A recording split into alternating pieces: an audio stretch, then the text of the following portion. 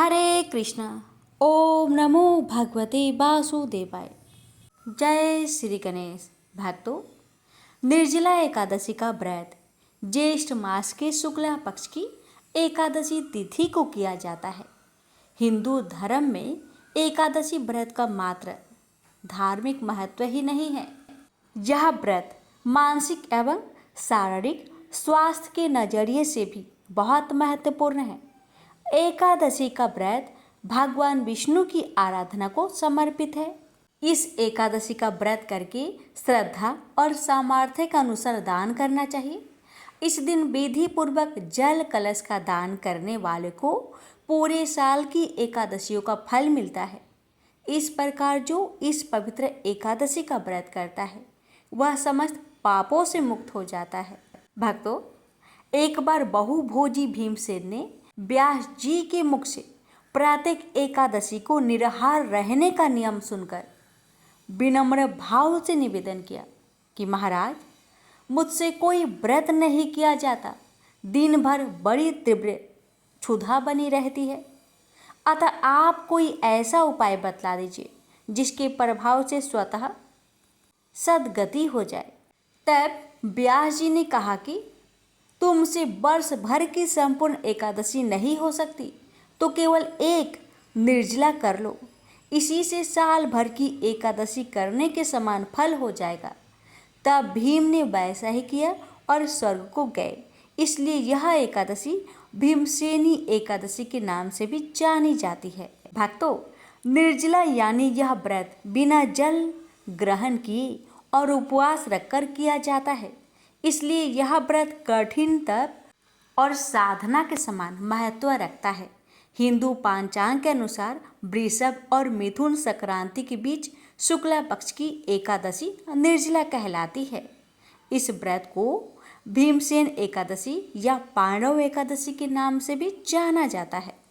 भक्तों, सिर्फ निर्जला एकादशी का व्रत कर लेने से अधिक मास की 2 एकादशियों सहित साल की 25 एकादशी व्रत का फल मिलता है। जहाँ साल भर की अन्य एकादशी व्रत में आहार संयम का महत्व है, वहीं निर्जला एकादशी के दिन आहार के साथ ही जल का भी संयम भी जरूरी है। इस व्रत में जल ग्रहण नहीं किया जाता, यानी निर्जल रहकर व्रत का पालन किया जाता है। यह व्रत मन को संयम सिखाता है और शरीर को नई ऊर्जा देता है। यह व्रत पुरुष और महिलाओं दोनों द्वारा किया जा सकता है। व्रत का विधान है। प्यारे भक्तों, अब जानिए निर्जला एकादशी व्रत के दिन किन बातों का ध्यान रखना चाहिए। भक्तों, इस दिन पवित्रीकरण के समय जल आचमन के अलावा अगले दिन सूर्योदय तक पानी नहीं पिए। दिन भर कम बोले और हो सके तो मौन रहने की कोशिश करें। दिन भर ना सोए, ब्रह्मचर्य का पालन करें। झूठ ना बोले, गुस्सा और विवाद ना करें। तो आपको बता दें कि इस साल निर्जला एकादशी का व्रत 6 जून को रखा जाएगा। इस दिन गृहस्थ लोग निर्जला एकादशी का व्रत रखेंगे और पारण 7 जून 2025 को किया जाएगा। वहीं वैष्णव संप्रदाय के लोग 7 जून को निर्जला एकादशी का व्रत रखेंगे। वैष्णव एकादशी का पारण 8 जून को किया जाएगा। अब आइए भक्तों, हम सुनते हैं एकादशी की व्रत कथा। जो भी भक्त इस व्रत को श्रद्धा और नियम से करता है उसके समस्त पाप नष्ट हो जाते हैं और जीवन में सुख शांति आती है। तो आइए अपने जीवन की मंगल कामना को करते हुए आज की इस दिव्य कथा का रसपान करते हैं। अगर आप एकादशी का व्रत रखते हैं तो इस कथा को पूरा अवश्य सुनेगा, क्योंकि अधूरा कथा से व्रत का पूर्ण फल प्राप्त नहीं होता। अगर कथा अच्छी लगे तो इस वीडियो को औरों तक भी शेयर करें ताकि सभी भक्त इस पुण्यमयी कथा को सुनकर व्रत का पूर्ण फल प्राप्त कर सके। विष्णु भगवान की कृपा आप सभी भक्तों पर सदा सर्वदा बनी रहे। हे विष्णु भगवान, हे एकादशी माता, हे एकादशी की सभी देवी देवता, आपकी इस पवित्र कथा को जो भी भक्त श्रद्धा और भक्ति के साथ पूरा सुने उस भक्त की सभी मनोकामना को पूर्ण करे। जय श्री हरि। सूत जी ने कहा महर्षि व्यास से कि एक बार भीमसेन ने कहा, हे पितामह, भ्राता युधिष्ठिर, माता कुंती, द्रौपदी, अर्जुन, नकुल और सहदेव आदि एकादशी के दिन व्रत करते हैं और मुझे भी एकादशी के दिन अन्न खाने को मना करते हैं। मैं उनसे कहता हूँ कि भाई, मैं भक्ति पूर्वक भगवान का पूजा कर सकता हूँ और दान भी दे सकता हूँ, लेकिन भूखा नहीं रह सकता। इस पर महर्षि व्यास ने कहा, हे भीमसेन, वे सही कहते हैं। शास्त्रों में वर्णित है कि एकादशी के दिन अन्न नहीं खाना चाहिए। यदि तुम नरक को बुरा और स्वर्ग को अच्छा समझते हो तो प्रत्येक माह की दोनों एकादशियों को अन्न नहीं खाया करो। महर्षि व्यास की बात सुन भीमसेन ने कहा, हे पितामह, मैं आपसे पहले ही कह चुका हूँ कि मैं एक दिन तो क्या, एक समय भी भोजन किए बिना नहीं रह सकता। फिर मेरे लिए पूरे दिन का उपवास करना क्या संभव है? मेरे पेट में अग्नि का वास है जो ज़्यादा अन्न खाने पर ही शांत होती है। यदि मैं कोशिश करूं तो भी वर्ष में एक एकादशी का व्रत अवश्य कर सकता हूं। अतः आप मुझे कोई एक ऐसा व्रत बतलाइए जिसके करने से मुझे स्वर्ग की प्राप्ति हो सके। भक्तों, भीमसेन की बातें सुनकर व्यास जी ने कहा, हे पुत्र, बड़े बड़े ऋषि और महर्षियों ने बहुत से शास्त्र आदि बनाए हैं।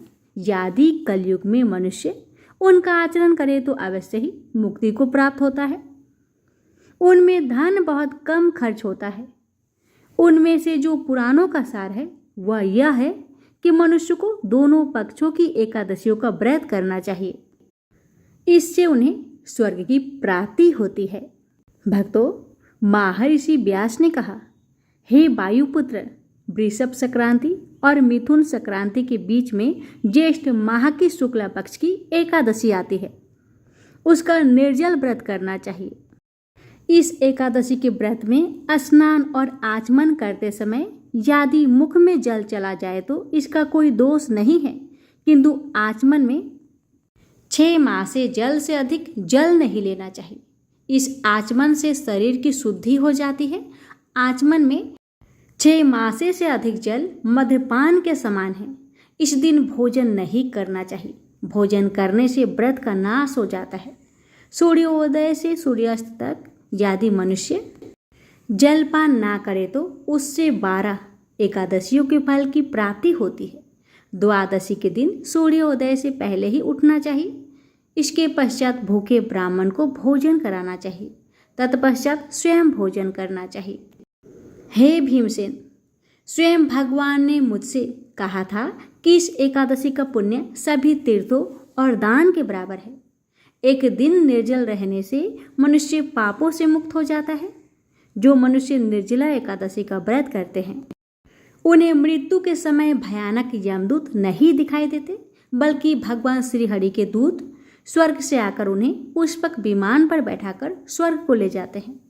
संसार में सबसे उत्तम निर्जला एकादशी का व्रत है। अतः यत्न पूर्वक इस एकादशी का निर्जल व्रत करना चाहिए। इस दिन ओम नमो भगवते वासुदेवाय इस मंत्र का उच्चारण करना चाहिए। इस दिन गौदान करना चाहिए। इस एकादशी को भीमसेनी या पांडव एकादशी भी कहते हैं। निर्जल व्रत करने से पहले भगवान का पूजन करना चाहिए और उनसे प्रार्थना करनी चाहिए कि हे प्रभु, आज मैं निर्जल व्रत करती हूँ। इसके दूसरे दिन भोजन करूँगी। मैं इस व्रत को श्रद्धा पूर्वक करूँगी। मेरे सब पाप नष्ट हो जाए। इस दिन जल से भरा हुआ घड़ा, वस्त्र आदि से ढककर स्वर्ण सहित किसी सुपात्र को दान करना चाहिए।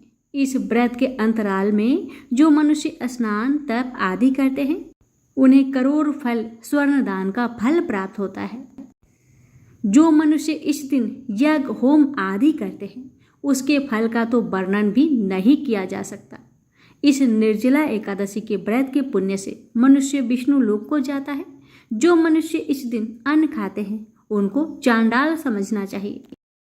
वे अंत में नरक में जाते हैं।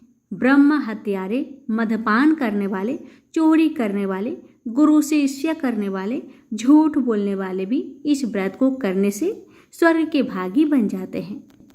प्रेम से बोलिए हरे कृष्णा। एकादशी माता की कथा। प्रेम से बोलिए एकादशी माता की जय।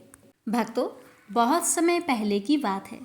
यह बात उस समय की है कि एक युवक, उस युवक का नाम था जाट। उसका नया नया विवाह हुआ था और पत्नी मायके गई हुई थी। जाट अपनी पत्नी को लेने पहली बार ससुराल जा रहा था। नए नए वस्त्र पहने, मन में उल्लास भरा था, चेहरा पर बहुत ही खुशी दमक रहा था।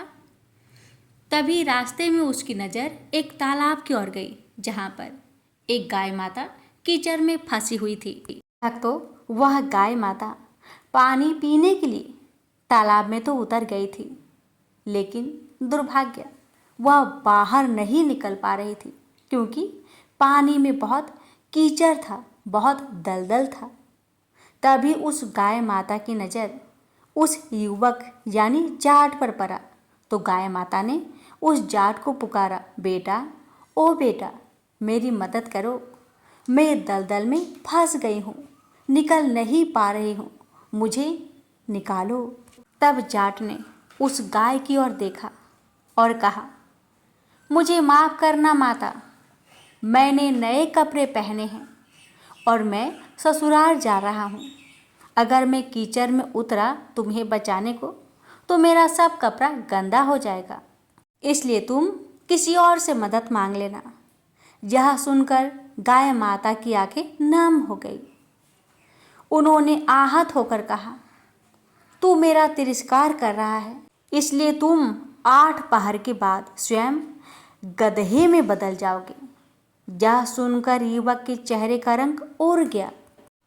वह जाट घबरा गया और तुरंत गाय से क्षमा मांगने लगा, पर तब तक बहुत देर हो गई थी। गाय माता धीरे धीरे कीचड़ में समा गई। अब जाट बड़े ही भारी मन से, दुखी मन से अपने ससुराल पहुंचा। वहाँ सबने उसने रुकने का आग्रह किया, कम से कम एक रात तो रुक जाओ, लेकिन दामाद जीत पर अड़ा रहा। तब जाट की पत्नी ने कहा, जब सब इतना जिद कर रहे हैं एक दिन रुकने के लिए, रुक तो जाइए, क्या बात है जो आप रुकने को नाम नहीं ले रहे हैं। तब जाट ने अपनी पत्नी को एक अलग कमरे में ले जाकर सारी बात बताई कि गाय माता ने कैसे उसे श्राप दिया, सारी घटना सुना डाली। पत्नी ने भी बिना कोई देरी किए उसी समय उसके साथ विदा ले ली। ठीक 8 पहर के बाद जाट सचमुच एक गधे में बदल गया। अब वह न घर का रहा न घाट का। कुछ दिनों में घर की हालत भी बिगड़ने लगी, अन्न जल तक की तंगी आ गई। पत्नी ने अपने पति को साथ लिया और नगर के राजा के यहाँ मजदूरी करने चली गई।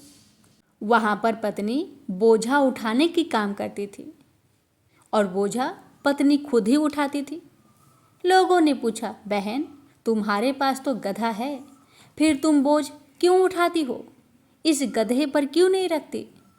बेचारी पत्नी चुप रही।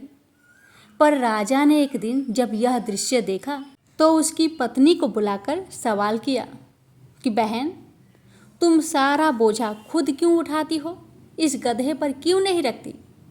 तो पत्नी ने बड़े दुखी मन से कहा, हे महाराज, यह गधा नहीं है, यह गधा नहीं है, ये तो मेरे पति है।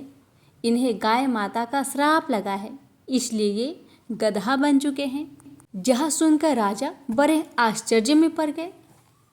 उन्होंने तत्काल विद्वानों और पंडितों को बुलाया और सारी कहानी बता डाली।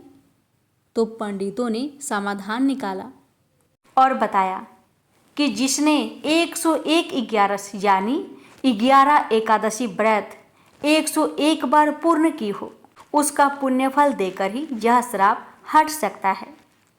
भक्तों, यह जानकर राजा ने पूरे नगर में मुनादी करवाई, लेकिन किसी ने भी इतना व्रत नहीं किए थे।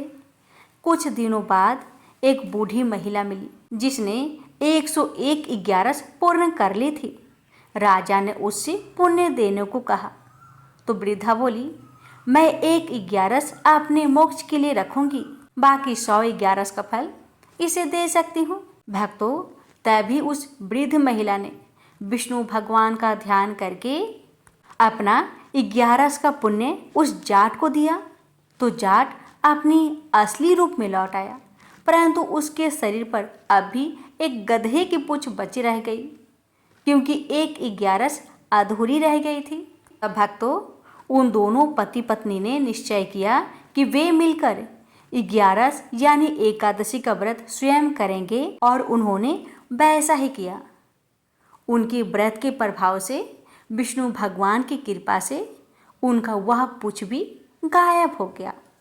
तो प्रेम से बोलिए विष्णु भगवान की जय, एकादशी माता की जय। तो प्यारे भक्तों, ये थी एकादशी माता की व्रत कथा, एक ऐसी कथा जो त्याग, तपस्या और श्रद्धा की महिमा को उजागर करती है। भक्तों, इस प्रकार एकादशी माता की महिमा अपार है। जो भी श्रद्धा से यह कथा सुनता है उसे विष्णु लोक की प्राप्ति होती है। प्रेम से बोलिए एकादशी माता की जय। एक बार भृगु ऋषि ने जानना चाहा कि ब्रह्मा, विष्णु और महेश में कौन सबसे श्रेष्ठ है। वह बारी बारी से सबके पास गए। ब्रह्मा और महेश ने भृगु को पहचाना तक नहीं, न ही आदर दिया। इसके बाद भृगु विष्णु के यहाँ गए। विष्णु उस समय विश्राम कर रहे थे। लक्ष्मी उनके पैर दबा रही थी। भृगु ने पहुंचते ही कुछ न कहा न सुना और विष्णु की छाती पर पैर से प्रहार कर दिया। लक्ष्मी यह देखकर भौंकचक्की रह गई, किंतु विष्णु ने भृगु का पैर पकड़कर विनीत भाव से कहा, मुनिवर, आपके कोमल पैर में चोट लगी होगी, इसके लिए क्षमा करें। लक्ष्मी को विष्णु की इस नम्रता पर बड़ा क्रोध आया। वे भगवान विष्णु से नाराज होकर भूलोक में आ गई तथा कोल्हापुर में रहने लगी। लक्ष्मी की चले जाने से विष्णु को लगा कि उनका श्री और वैभव ही नष्ट हो गया। उनका मन बड़ा अशांत रहने लगा। लक्ष्मी को ढूंढने के लिए वे श्रीनिवास के नाम से भूलोक में आए। घूमते घूमते वे बेक्टाचल में पर्वत क्षेत्र में बकुला माई के आश्रम में पहुंचे। बकुला माई ने उनकी बड़ी आव भगत की और उन्हें आश्रम में ही रहने को कहा। एक दिन जंगल में एक मतवाला हाथी आया। आश्रमवासी डरकर इधर उधर भागने लगे। श्रीनिवास ने यह देखा तो धनुष बाण लेकर हाथी का पीछा किया। हाथी डरकर भागा और घने जंगल में अदृश्य हो गया। श्रीनिवास उसका पीछा करते करते थक गए थे। वे एक सरोवर के किनारे वृक्ष की छाया में लेट गए। उन्हें हल्की सी झपकी आ गई। थोड़ी देर शोर सुनकर वे जागे। देखा 4-6 लड़कियां उन्हें घेर खड़ी है।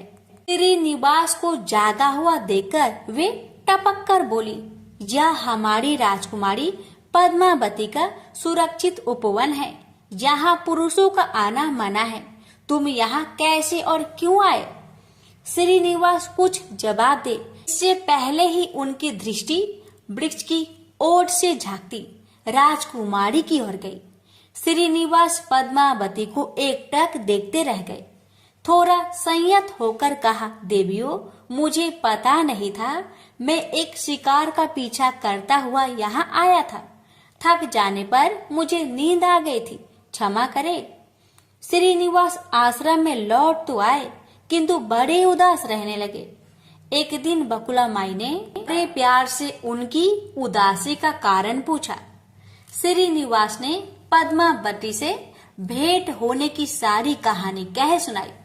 फिर कहा, उसके बिना मैं नहीं रह सकता।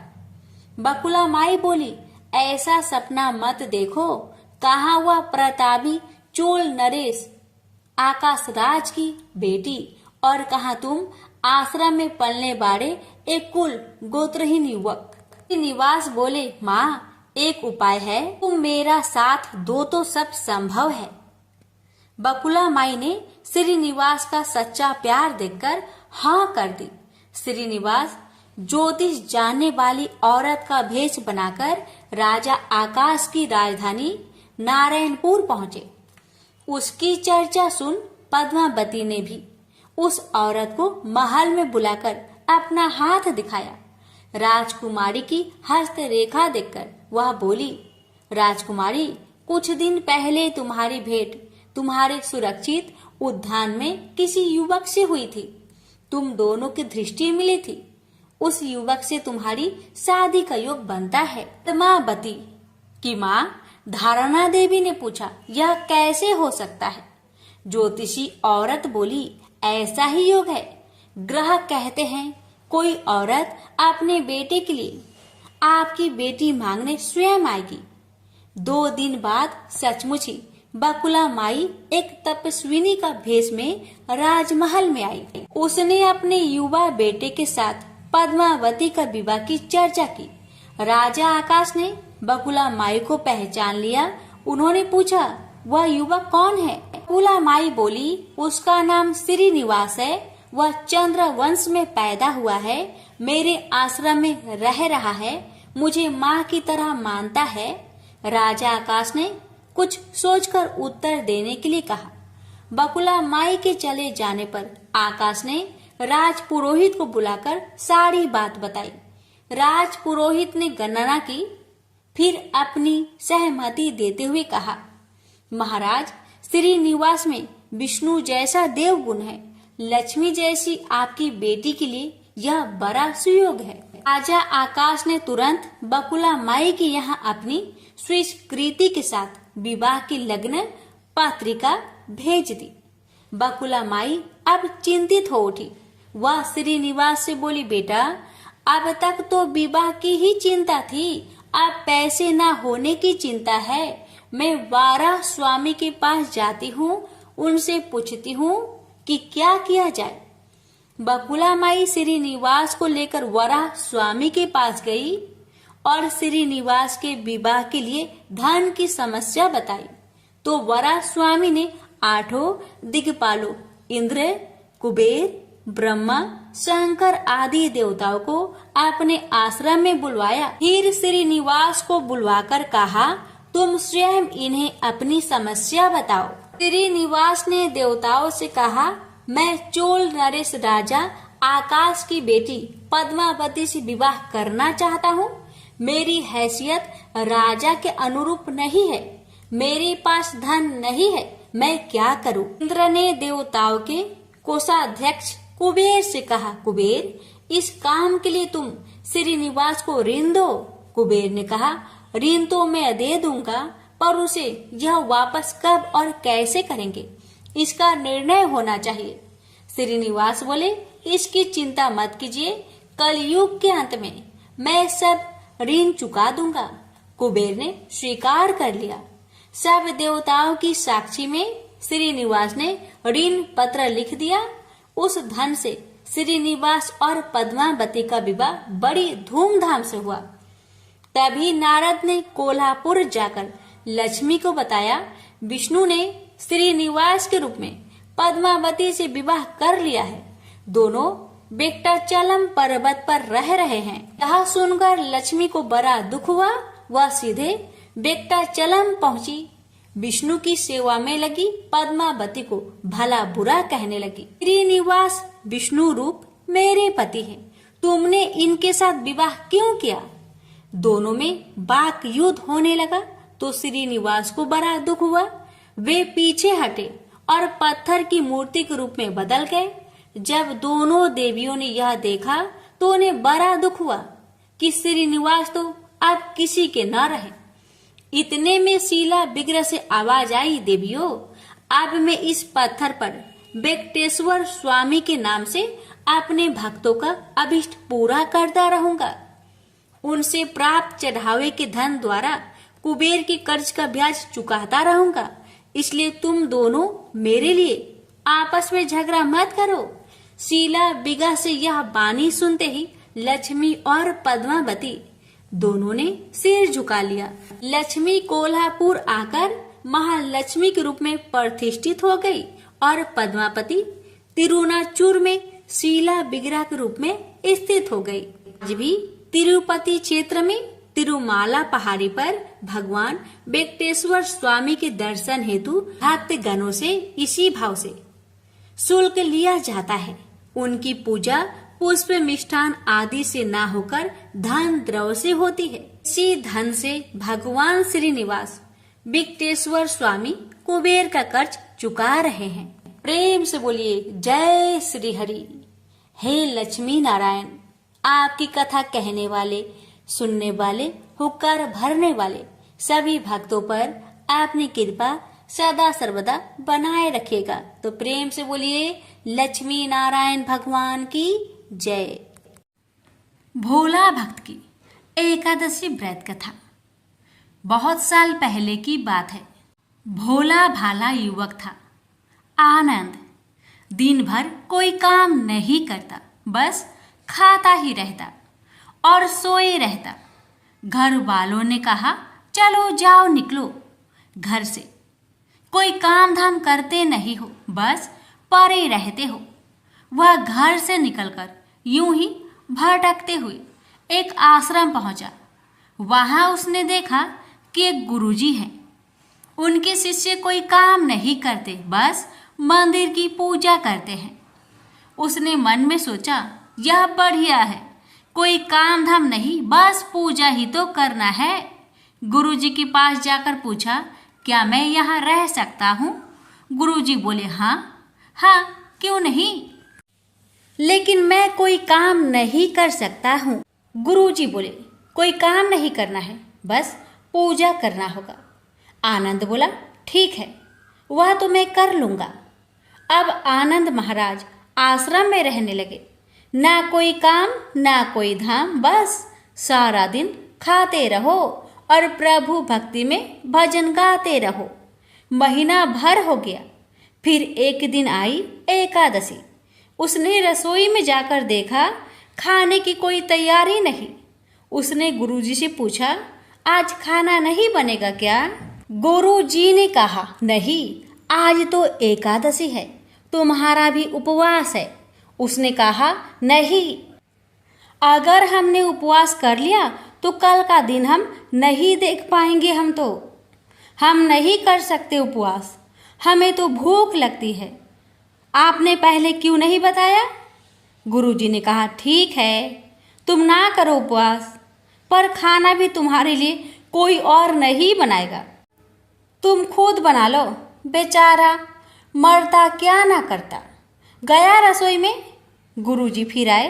देखो, अगर तुम खाना बना लो तो राम जी को भोग जरूर लगा लेना और नदी के उस पार जाकर बना लो रसोई। ठीक है।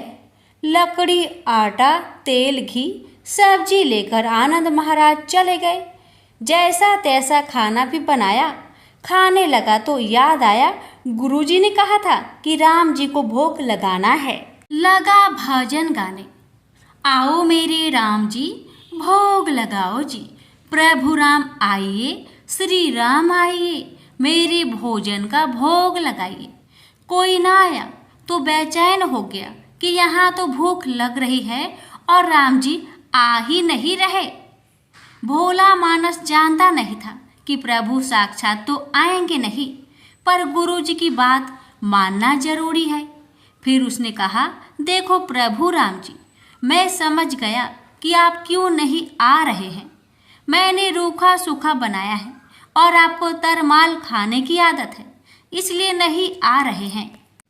ऐसी बात है तो सुनो प्रभु जी, आज वहाँ भी कुछ नहीं बना है, सबको एकादशी है, खाना हो तो यह भोग ही खा लो। श्री राम अपने भक्त की सरलता पर बड़े मुस्कुराए और माता सीता के साथ प्रकट हो गए। भक्त असमंजस में। गुरुजी ने तो कहा था कि राम जी आएंगे, पर यहाँ तो माता सीता भी आई है और मैंने तो भोजन बस 2 लोगों का बनाया है। चलो कोई बात नहीं, आज इन्हें ही खिला देते हैं। बोला, प्रभु मैं भूखा रह गया, लेकिन मुझे आप दोनों को देखकर बड़ा अच्छा लग रहा है। लेकिन अगली एकादशी पर ऐसा ना करना। पहले बता देना कि आप कितने जन आ रहे हो, और हाँ, थोड़ा जल्दी आ जाना। राम जी उसकी बात पर बड़े मुंदित हुए। प्रसाद ग्रहण कर चले गए। अगली एकादशी तक यह भोला मानस सब भूल गया। उसे लगा प्रभु ऐसे ही आते होंगे और प्रसाद ग्रहण करते होंगे।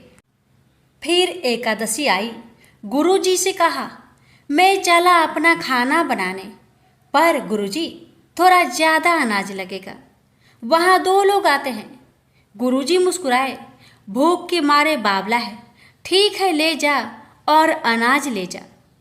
आपकी बार उसने 3 लोगों का खाना बनाया। फिर गुहार लगाई, प्रभु राम आइए, सीताराम आइए, मेरे भोजन का भोग लगाइए। प्रभु की महिमा भी निराली है। भक्त के साथ कौतुक करने में उनको बड़ा ही मजा आता है। इस बार वे अपने भाई लक्ष्मण, भरत, शत्रुघ्न और हनुमान जी को लेकर आ गए।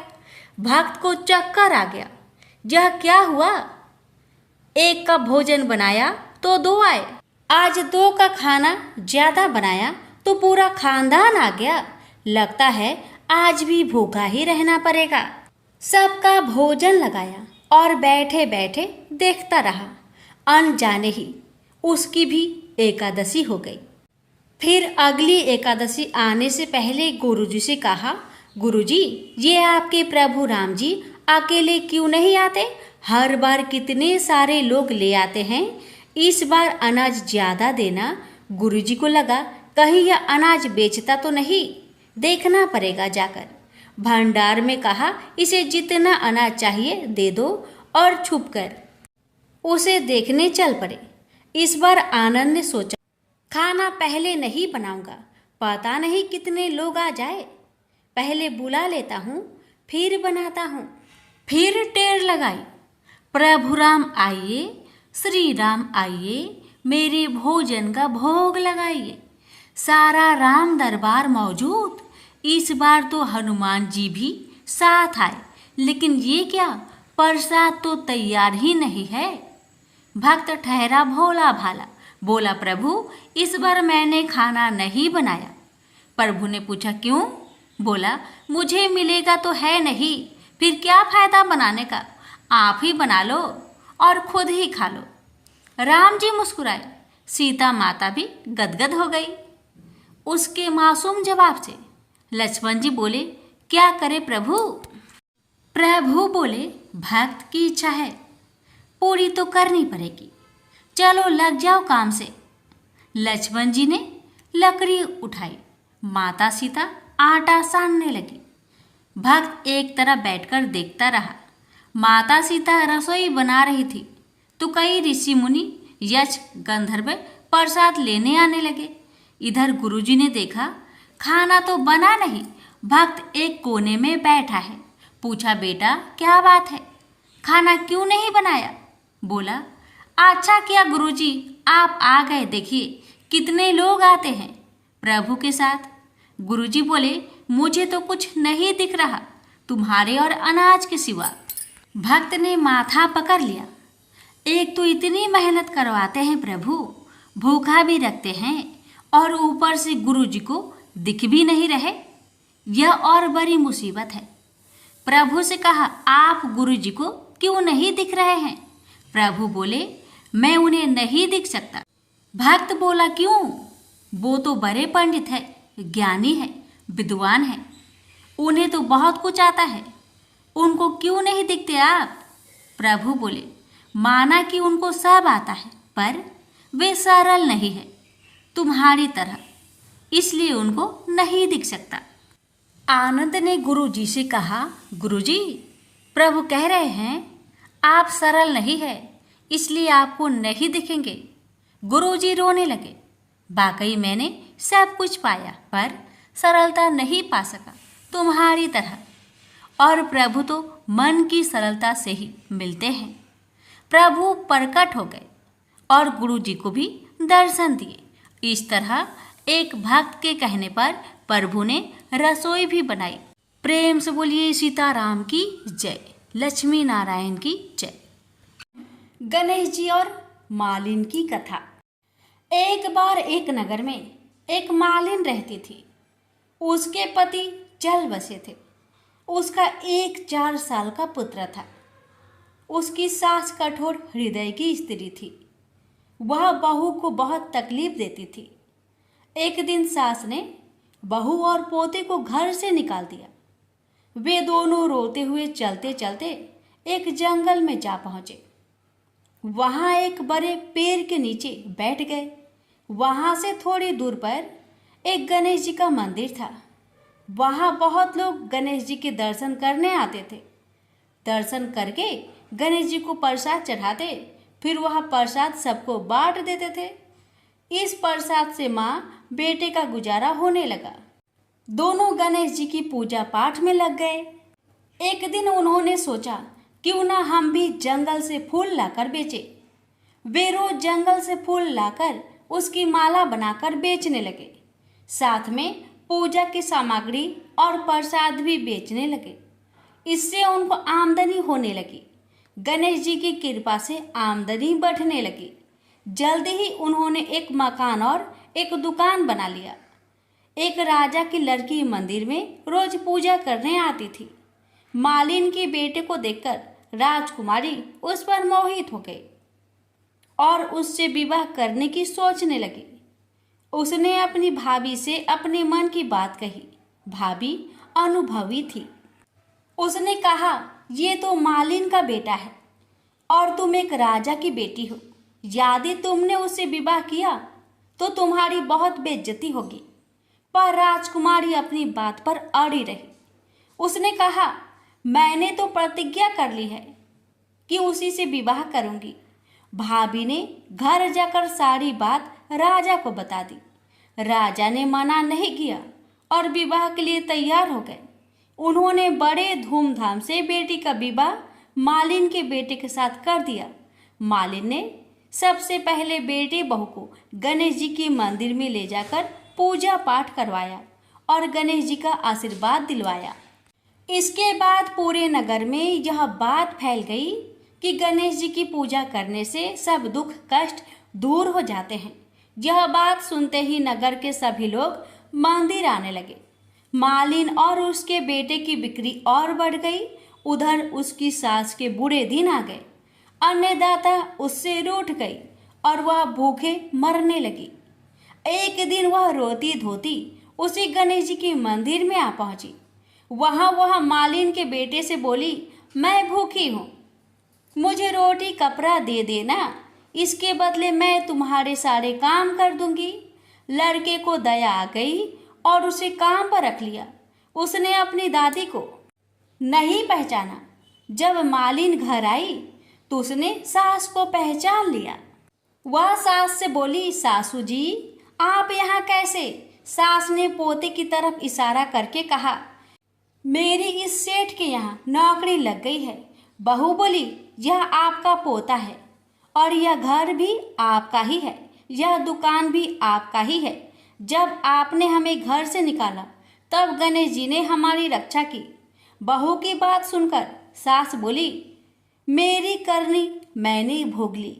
बहू बोली, सासू जी अब आप हमारे यहाँ रहो और पोते का सुख देखो।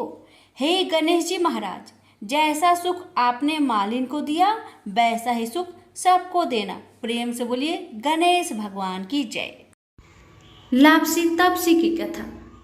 एक लापसी था, एक तपसी था। तपसी हमेशा भगवान की तपस्या में लीन रहता था। लापसी रोजाना सवा सेर की लापसी बनाकर भगवान का भोग लगाकर जीम लेता था। एक दिन दोनों लड़ने लगे। लापसी बोला, मैं रोज भगवान की तपस्या करता हूँ इसलिए मैं बड़ा हूँ।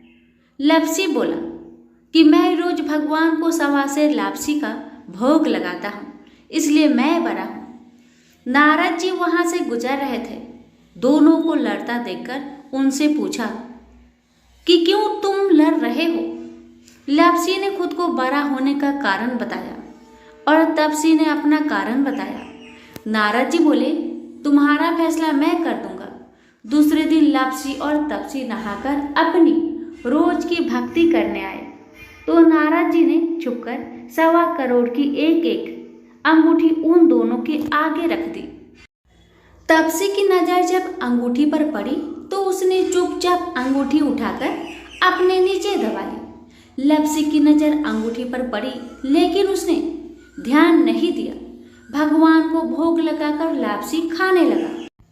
नारद जी सामने आए तो दोनों ने पूछा कि कौन भरा, तो नारद जी ने तपसी को खड़ा होने को कहा। वो खड़ा हुआ तो उसके नीचे दबी अंगूठी दिखाई पड़ी। नारद जी ने तपसी से कहा, तपस्या करने के बाद भी तुम्हारी चोरी करने की आदत नहीं गई, इसलिए लप्सी बरा है और तुम्हें तुम्हारी तपस्या का कोई भी फल नहीं मिलेगा। तपसी शर्मिंदा होकर माफी मांगने लगा। उसने नारद जी से पूछा, मुझे मेरी तपस्या का फल कैसे मिलेगा? नारद जी ने कहा, यदि कोई गाय और कुत्ते की रोटी नहीं बनाएगा तो फल तुझे मिलेगा। यदि कोई ब्राह्मण को भोजन करवाकर दक्षिणा नहीं देगा तो फल तुझे मिलेगा। यदि कोई साड़ी के साथ ब्लाउज नहीं देगा तो फल तुझे मिलेगा। यदि कोई दिए से दिया जलाएगा तो फल तुझे मिलेगा।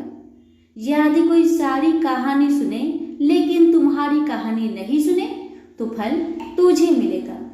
उसी दिन से हर व्रत कथा कहानी के साथ लप्सी तपसी की कहानी भी सुनी और कही जाती है।